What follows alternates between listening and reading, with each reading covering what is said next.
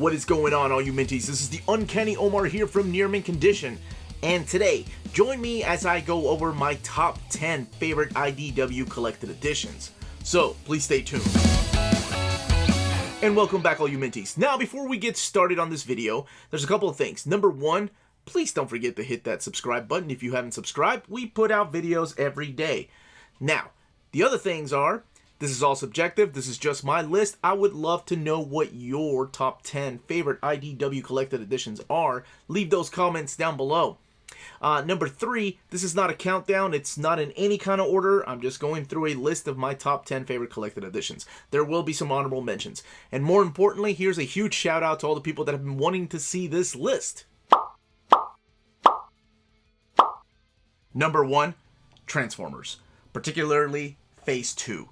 If you've been watching the channel for a while, you know how much I love and praise these books. Now, I love Phase 1, don't get me wrong, but Phase 2 was a game changer. Without giving too much away, the story of Phase 2 is pretty much the million-year war of Decepticon versus Autobot on Cybertron is done. So you have the good guys and the bad guys are no longer fighting. Optimus Prime decides to, quote-unquote, retire and leave leadership to Rodimus Prime and Bumblebee.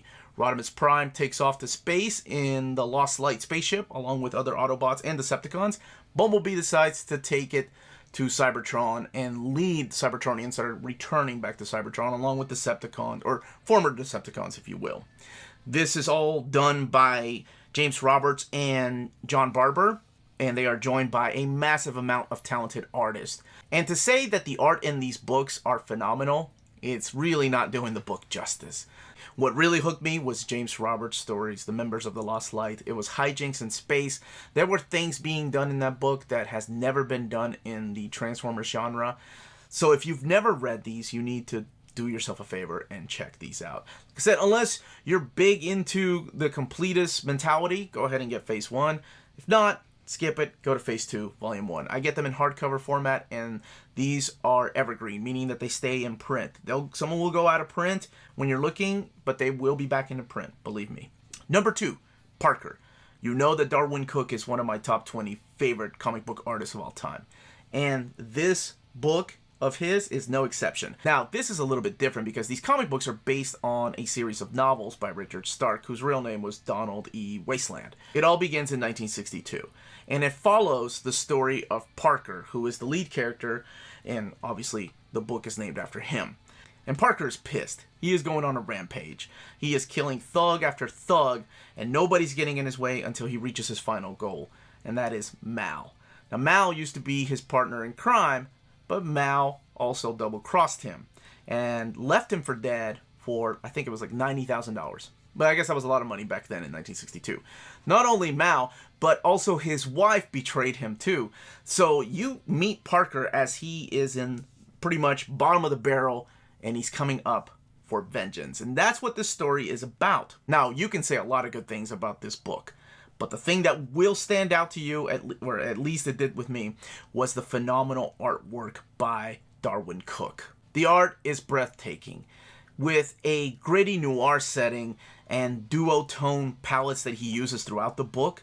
It really cements the period that he was going for. The book feels like if Alfred Hitchcock was making his own comic book, I expect it to look and read like this. Now, the Martini edition is coming back into print later on this year, and we're getting a volume 2 of this. So we'll have the first 4 stories, the first 4 comics that he did collected in this oversized format. Really looking forward to that. Number 3, Ghostbusters. That's right, it's another franchise from my childhood that has been redone to modernize it. And you know what? It's not going to be the last one on this list. Now, one of the things that you've noticed me when I do my top 10 list is I have a variety of comics in there. And to me, comics also have to be fun, and that's what this is. Because not everything has to be serious, not everything has to mean something. Sometimes comic books, to me, just have to be fun. And that's what I enjoy about Ghostbusters. The other thing I will say is that Eric Burnham really loves the Ghostbusters, and you can tell in the way that he is writing these stories. So if you're a fan of the movies, you're in for a So if you're a fan of the movies, you're in for a treat. If you're a fan of the real Ghostbusters cartoon series, you're in for a treat. If you're a fan of Extreme Ghostbusters, I know there's a few of you out there, you're in for a treat. Hell, even if you're just a fan of the video game and that's all you know about Ghostbusters, you are going to enjoy this because it is so full of Easter eggs. Because there are certain things that happen here that only people that have watched the movies or have seen the cartoon will get. There's also a really good crossover with the Ninja Turtles, Extreme Ghostbusters, and the movie Ghostbusters. So there's a lot of that in here.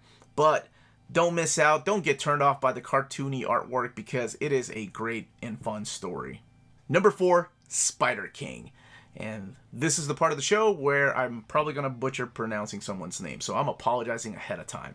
In this sci-fi meets fantasy story by Josh Van, I got that one down, and Simone D'Armini, hope I got that one. This is all set, by the way, in 956 AD, so it takes place a long time ago. And, damn, you know what? It's just Vikings versus aliens. Do I need to say anything else? I mean, what else is there left to say? Really. It's Vikings versus aliens. Through a series of unfortunate events, aliens come into this world and they start just destroying villages. The Vikings won't have it.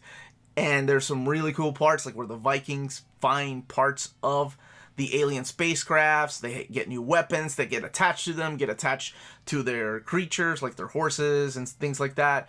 And it just becomes a badass cartoon that you wish you had watched as a kid. As a matter of fact, last year, I remember the amazing Amanda and I reviewing this, but that file got lost with my hard drive, so I never got to air it. So now I get to speak a little bit about it, and it made it into my top 10 list. So it's very similar to the story of Lake of Fire, and if you've been watching this channel for a while, you know that that's a story that I go on and on about.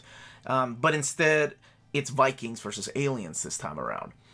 And what really captivated me, what lured me in, was the use of colors. They're just so vibrant and beautiful. Even the death scenes look really pretty, I guess is one way to put it. But yeah, if you have not read this is only available in trade paperback, but check it out. I wish that they had a hardcover version of this, but sadly, it's just available in trade paperback. Who knows? Maybe one day we'll get a library edition or a hardcover. Number 5, Teenage Mutant Ninja Turtles, the IDW series. I have said it 100 times on this channel, and it is the best incarnation of the Ninja Turtles. The best. It gets no better than this. It surpasses the original comic book. It surpasses the cartoon, the movies. I'm not counting the third one. It surpasses any of the TV shows and the video games. It is that good. I am not kidding. Even if you're not familiar with Ninja Turtles, it's one of the best comic books out there. And I'll say the same about Transformers too. It helps to have one of the original creators write the story. Well, and he's not alone either. Kevin Eastman is joined by this other writer named Tom Waltz. And together they form this freaking magical team that puts this book out every month. It is so damn good. I can't wait each time these books come in because I just, I go through them so quickly. Every time we get one of these hardcovers, because this is the way that I get them, they are available in trade paperback. As a matter of fact, pretty much everything you see on this list is available in trade paperback.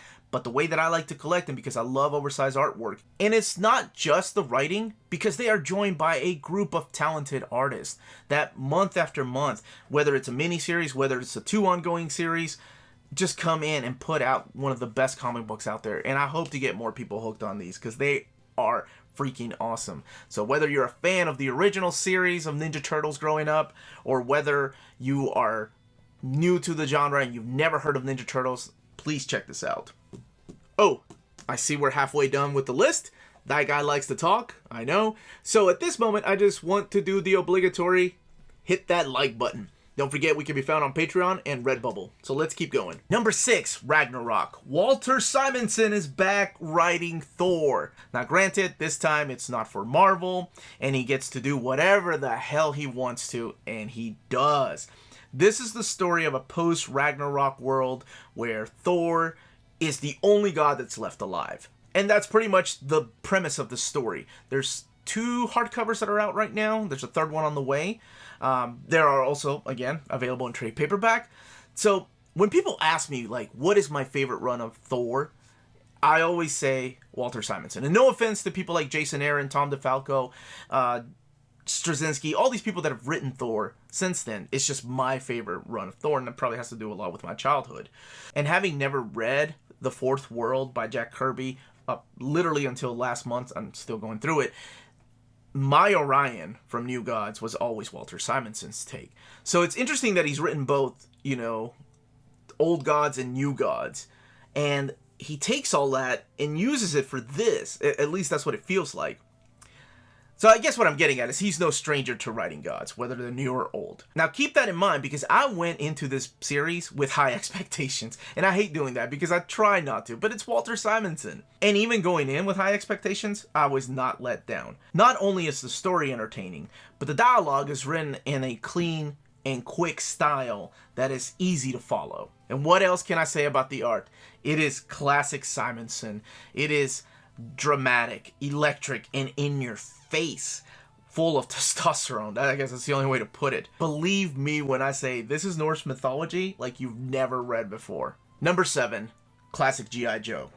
Now, this was originally printed by Marvel, and then it was reprinted over at Image. There for a while, Devil's Due had it too, but now IDW owns the rights. So this is the classic G.I. Joe. They had an oversized hardcover format, but that got canceled, and so I stuck with the trade paperbacks because they finished it all the way. So, growing up, like most people my age, I watched G.I. Joe. I knew the comic books existed, but I just didn't read them because the toys didn't look anything like they did in the comic books. They looked more like the cartoons. I know it's a stupid reason, but that's why I never read them up until the 5th grade when my friend Jason introduced me to the comic books. Like, he let me borrow a huge stack of this run, including issue 21, which is, to me, almost made it into my top 10 comics that define me, the silent issue with Snake Eyes. It's freaking brilliant. So you have Steve Grant and you had Herb Trimpe, but it's not until Larry Hama takes over the book that you see what everybody that has read these talks about. There's a reason why a lot of people grew up reading the comic books are like, oh man, you watched that kitty cartoon? There's no lasers in this comic book. Why aren't you reading this comic book? Hell, Todd McFarlane drew an issue. I think that was his very first work at Marvel, if I'm not mistaken. Larry Hama's stories on G.I. Joe were unforgettable. They are so damn good. And what's interesting is that most issues are done in a 2-part story arc, right? Or single stories.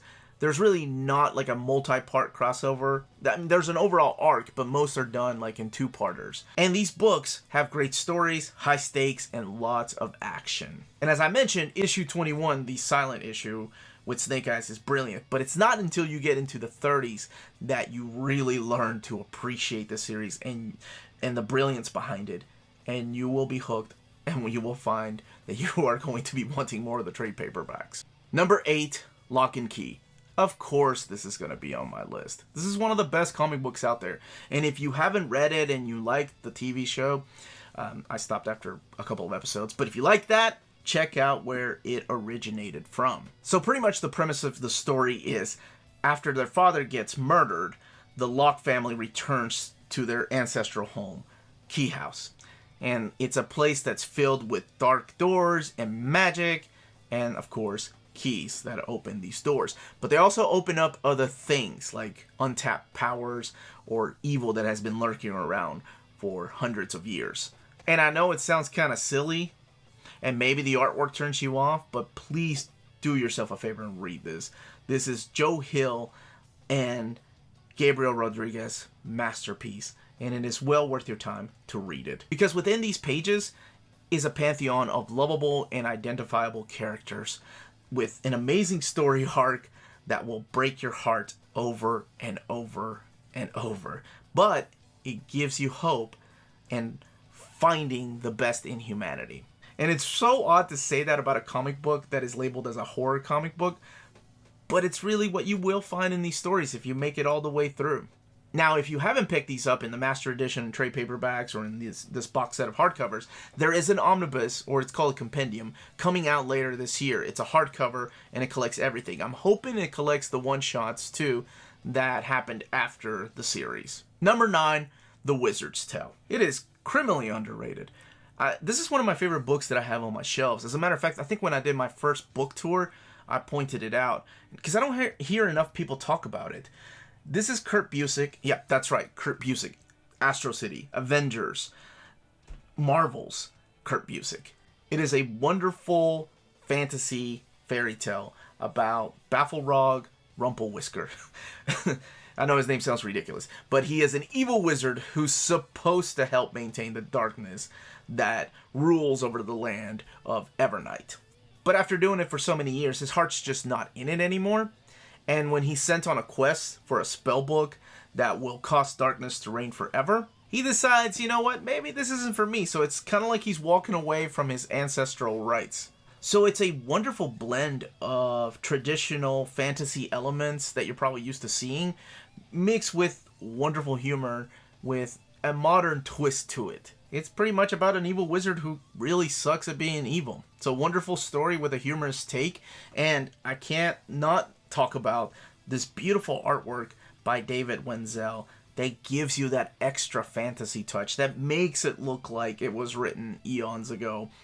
And the only bad thing I will say about this book is that when you're done with it, you wish it had continued and you'll want to read more. Now, before we get to our number one, here's some honorable mentions. Canto, I love this book. I just read it last week, and for some reason, I guess maybe it's still fresh in my head, but I fell in love with it. I can't wait for more. Godzilla, The Half-Century War. We're getting a hardcover of this later on this year, and it makes me miss those Marvel years of Godzilla. Max, I waited for that omnibus to come out that got canceled, so I missed out on the Maximized Max collections and the hardcovers. So if you know where I can find them, leave those comments down below. And last but not least, G.I. Joe Cobra. I know I brought G.I. Joe, classic G.I. Joe on my list. And the IDW runs, some of them were hit and miss. But G.I. Joe Cobra was freaking phenomenal. Like, that's probably the best of the IDW's G.I. Joe series. Number 10, Fallen Angel. This is the omnibus collection, so they're a little bit smaller in format, but they also are available through trade paperback. This is by Peter David and David Lopez. Now, if you know me, and you've been watching my channel for a while, you know I love Peter David. You know that I love his run on Supergirl. And if you liked his run on Supergirl and wondered what it would be like to have him kept writing Supergirl, well, look no further than Fallen Angel. And I say that because this was originally printed over at DC.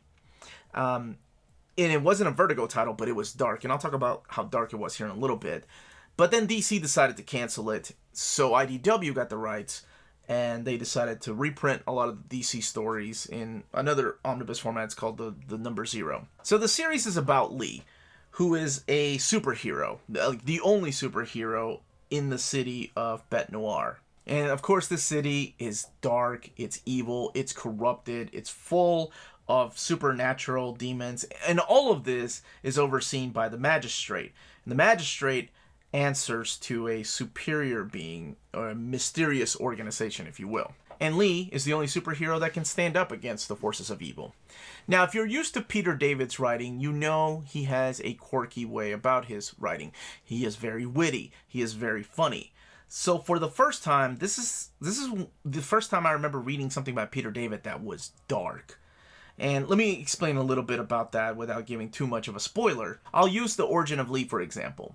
So it starts off with this guardian angel named Lilandra. And Lilandra is the best at what she does. So much so that she is the boss's favorite. This all changes, however, when Holly, a girl that Lilandra is in charge of overseeing, can now see her. So they develop a really close bond.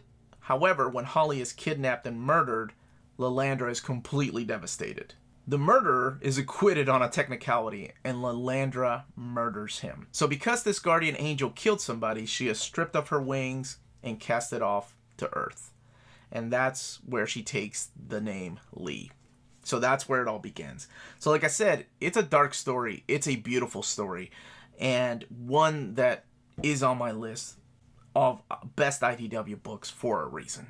Now, a lot of these books can be purchased from our sponsor, cheapgraphicnovels.com, your online home for brand new graphic novels and collected editions up to 50% off the cover price. Cheap Graphic Novels prides itself on packaging your books so they arrive safely and in excellent condition, as well as prompt and helpful service. And check out their bargain bin for even greater deals up to 90% off cover price. And for you Minties, Cheap Graphic Novels is running a special promotion. If you're a first-time customer, let them know you were referred by Near Mint Condition at the checkout, and you'll receive a credit for free shipping on your next order. Now, this is only for U.S. customers. Cheap Graphic Novels, your source for the hottest books with the kind of deep discounts, quality shipping, and customer service that will keep you coming back for more. And that was my top 10 list. Again, this is just my opinion. I would love to know what yours are. Leave those comments down below. Don't forget to hit that like, subscribe button, notifications button to let you know when our videos are going live. We can be found on Facebook, Instagram, and Twitter. All of that is at Near Mint Con. So please join there. And that's where we post our schedule sometimes, or just you can throw ideas at us. And speaking of ideas, if you want to see more top 10 lists, leave those comments down below. And where were we? Oh yes, Redbubble, Patreon, great ways to support the channel. All of that information is in the description down below. More importantly, everybody, please stay healthy, stay safe out there, and much love to you all.